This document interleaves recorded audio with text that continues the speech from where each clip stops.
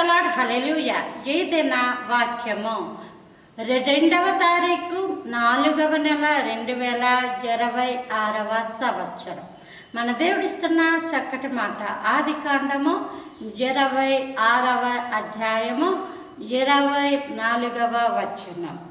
అక్కడ ఉంది, యెహోవా అతనికి ప్రత్యక్షమై, నేను నీ తండ్రి అయిన అబ్రహాము దేవుడను, నేను నీకు తోడై ఉన్నాను గనుక భయపడకుము.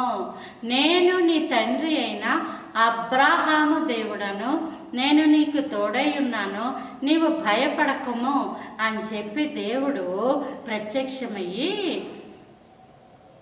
అక్కడ ఉన్న ఇస్సాకుతో మాట్లాడుతున్నాడు.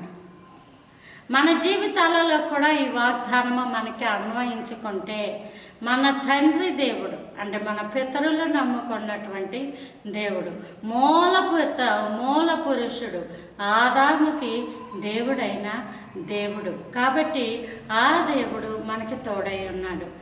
శ్రమలలో దేవుడు లేడేమో అనుకుంటాం. శ్రమ వచ్చినప్పుడు అయ్యో శ్రమ వచ్చేసింది ఇక దేవుడు లేడేమో అనుకుంటాం.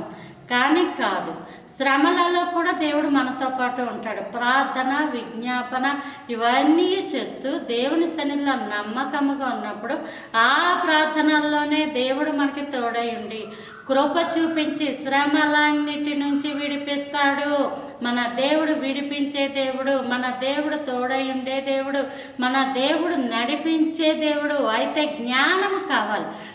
శ్రమలలోంచి నేను విడుదల పొందుకొట్టకు ఎలాగున ప్రార్థించాలి, ఆ జ్ఞానంతో నన్ను నింపండి ప్రభా అని అడగండి.